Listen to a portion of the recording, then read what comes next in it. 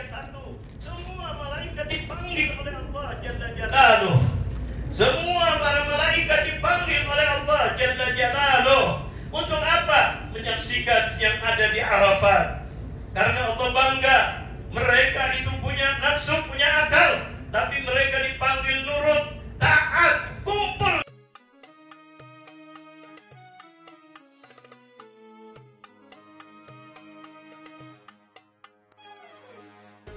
قد فاز من اتقى وخاب من طغى. يقول الله تعالى في محكم تنزيله: وما آتاكم الرسول فخذوه وما نهاكم عنه فانتهوا. وقال الحبيب المصطفى صلى الله عليه وآله وسلم: إنما أنا رحمة مهدى. صدق الله العظيم وصدق الرسول الكريم ونحن على ذلك من الشاهدين.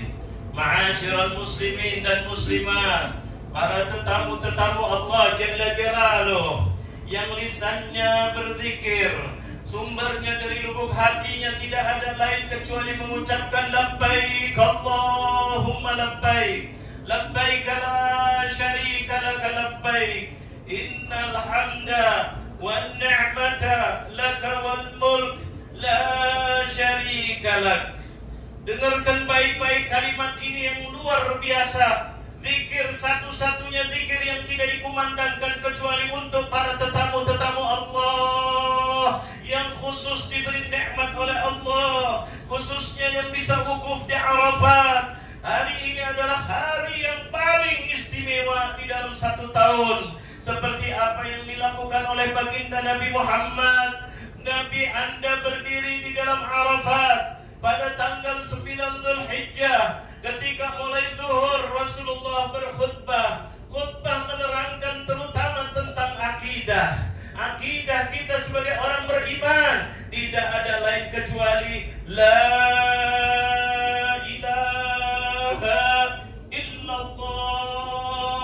Rasulullah berpidato dengan pidato yang berapi-api. Rasulullah berpidato tidak pernah berpidato seperti di dalam Arafat. Rasulullah menegur hati sahabat Nabi. Di situ para sahabat Nabi dumuh, yaitu adalah aliran air mata keluar dari matanya, yang keluar dari sumber hatinya, yang mana ditegur oleh baginda Nabi Muhammad, diingatkan oleh Rasulullah SAW. Hari ini adalah hari yang paling mulia. Allah panggil kita untuk kumpul di satu tempat, walaupun kita berbangsa-bangsa, walaupun kita berbahasa yang berbeda, walaupun kulitnya berbeda, walaupun hartanya berbeda, tetapi saat ini sama kita wukuf di Arafat.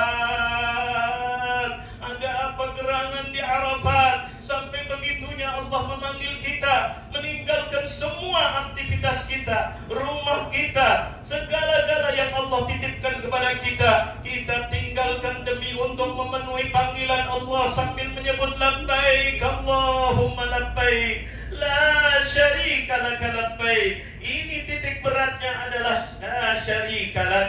Tidak ada sekutunya Engkau ya Allah. Kita dienolkan kembali oleh baginda Nabi Muhammad.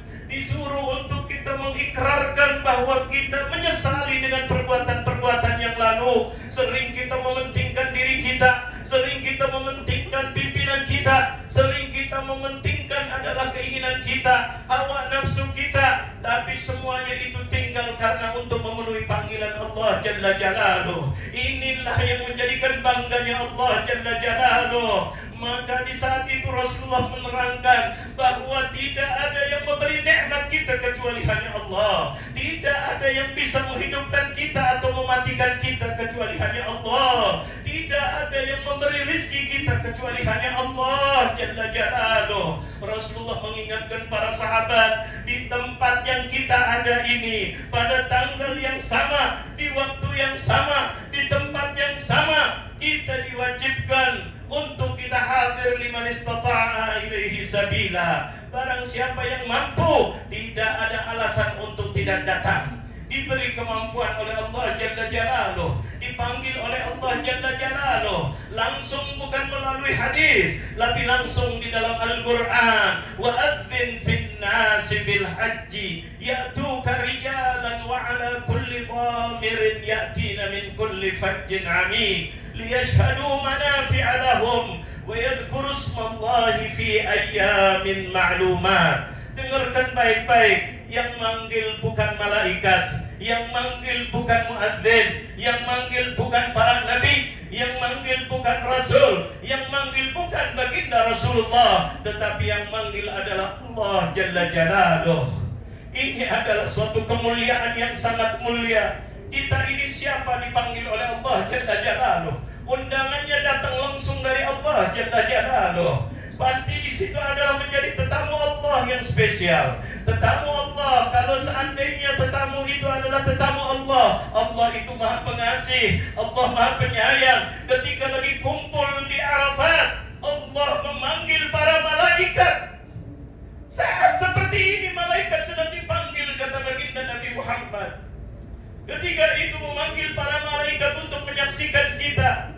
Sampai-sampai Rasulullah mengatakan, barang siapa yang tidak yakin ketika dia wukuf di Arafat Allah mengampuni dosanya, itu adalah dosa yang paling besar. Ini di sini Rasulullah SAW mengingatkan kepada kita, selain daripada mengingatkan ini, mengingatkan akhlak-akhlak kita. Selain tauhid, Rasulullah mengajarkan, hai manusia, berakhlak yang mulia, berakhlaklah yang mulia. Kalian itu akan dikembalikan oleh Allah Jalla Jalaluh. Kalian akan ditanya, kalian akan dilihat, kalian akan diperhatikan, kalian semuanya. Sampai-sampai urusan rumah tangga pun Rasulullah pidato di Arafat, memanggil kaum pria. Ya wahai kaum pria, ittaqu fin nisa. Hai kaum lelaki, janganlah kalian berbuat zalim kepada kaum wanita. Rasulullah berpidato di pidato yang paling sakral, yaitu adalah khutbah di Arafat, memanggil kita kaum lelaki sebagai orang yang diberi amanat oleh Allah Jalla Jalaluh. Kenapa dipanggil? Dipanggil karena dia mempunyai wewenang. Ittaqu nisa. Hati-hati dengan kaum wanita. Kenapa ya Rasulullah? Fa innakum akhadtumuhunna bi kalimatillah. Kalian itu mengambil perempuan itu. Kalian itu mengambil perempuan itu dengan izin Allah Jalla Jalaluh, bukan mengambil dari jalanan. Itu adalah yang tadinya haram. Wastahlaltum bi kalimatillah.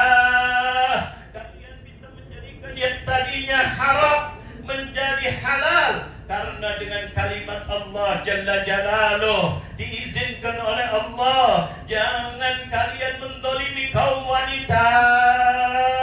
Itu adalah amanat dari Allah Jalla Jalaluh. Jagalah wanita itu dengan sebaik-baiknya, berilah haknya. Ini Rasulullah berpidato di tempat yang mulia ini, di saat yang sama, di hari yang sama. Karena kebanyakan manusia sering menzalimi kaum wanita, maka Rasulullah SAW menerangkan bahwa Allah itu adalah paling benci adalah kezaliman. Bahkan asra'u adzabin dalam riwayat, azab yang paling cepat diturunkan oleh Allah adalah apa? Orang-orang yang berbuat zalim.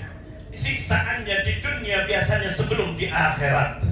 Kezaliman ini bukan hanya yang lain-lain, mulai dari rumah tangga. Kezaliman ini biasa mulai dari rumah tangga. Dan di sini Rasulullah pesan di Arafat, perbaiki hubungan Anda dengan keluarga Anda. Bahkan diingatkan lagi, kullukum ra'in wa kullukum mas'ul an ra'iyatih.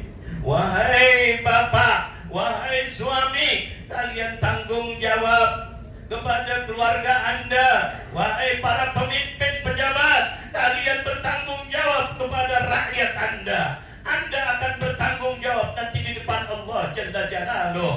Kalau kalian zalim, tunggu ajalnya, kata baginda Rasulullah. Rasulullah berpidato di Arafat, kumpul semua manusia mengingatkan itu. Untuk apa? supaya tujuannya adalah Allah sayang. Pulang dari Arafat dia menyesali perbuatan-perbuatan yang lalu. Wahai ibu, kalian juga bertanggung jawab di dalam menjaga rumahnya, di dalam menjaga anak-anaknya, suaminya yang diberikan kepada suaminya. Tanggung jawab, wahai anak, tanggung jawab kepada ibu dan ayahnya ketika Anda nanti sudah mulai besar. Ini semuanya tanggung jawab, tanggung jawab, tanggung jawab. Amanat dari Allah Jalla Jalaluh. Gunakan, kerjakan amanat-amanat itu, kata Rasulullah SAW. Makanya di Arafat Rasulullah mengatakan luar biasa. Ini tempat-tempat yang disaksikan oleh para malaikat. Allah memanggil para malaikat sambil mengatakan apa? Wahai isya malaikati, wahai para malaikatku. Bukan malaikat satu, semua malaikat dipanggil oleh Allah Jalla Jalaluh. Semua para malaikat dipanggil oleh Allah Jalla Jalaluh. Untuk apa? Menyaksikan yang ada di Arafat. Karena Allah bangga, mereka itu punya nafsu, punya akal, tapi mereka dipanggil nurut, taat, kumpul di Arafat. Ishadu, menyaksikan mereka. Allah bertanya kepada malaikat. Malaikat turun ke Arafat. Malaikat turun ke Arafat untuk menyaksikan kita semuanya. Ketika turun ke Arafat, malaikat disuruh oleh Allah Jalla Jalaluh. Allah yang menyuruh turun. Allah yang menyuruh turun ke Arafat menyaksikan. Maka Allah bertanya, bukan Allah tidak tahu, Allah Maha tahu, tapi bertanya kepada malaikat, ya malaikati, madza yatlubun? Mereka datang dari segala penjuru. Apa yang diinginkan oleh mereka? Maka malaikat menjawab, Allahu anta a'lam. Engkau yang Maha tahu ya Allah. Iya, aku Maha tahu, tapi aku ingin kau menjadi saksi. Kau lihat apa yang mereka minta. Maka malaikat menjawab, karena melihat kita, tujuannya adalah apa? Yatlubuna maghfiratan wa yatlubuna jannatan. Ya Rabb, mereka itu datang minta diampuni dosanya, dan mereka datang ingin surgamu ya Rabb. Maka Allah Jalla Jalaluh, Allah Jalla Jalaluh di sini mengatakan, bertanya lagi, hal ra'auha, apakah mereka sudah melihat surga sampai mereka sabar meninggalkan anak, meninggalkan segala-galanya, berpakaian dengan pakaian yang ditentukan oleh Allah Jalla Jalaluh dan segala-galanya? Maka la ya Rabb, kata malaikat, mereka belum pernah melihat surga. Allah bertanya lagi, kaifa law ra'auha, bagaimana kalau mereka sudah melihat? Maka Allah Jalla Jalaluh bertanya kepada malaikat. Malaikat menjawab lagi, law ra'auha la ashaddu talaban wa ishtiyaqa ya Allah. Mereka kalau sudah melihat nikmatnya surga, mereka tidak ingin dunia dan seisinya ini. Mereka akan minta lebih lagi, mereka akan rindu lagi. Bahkan mungkin kalau berhari-hari lagi dia tidak ada pedulinya, yang penting mendapatkan kenikmatannya surga. Mereka belum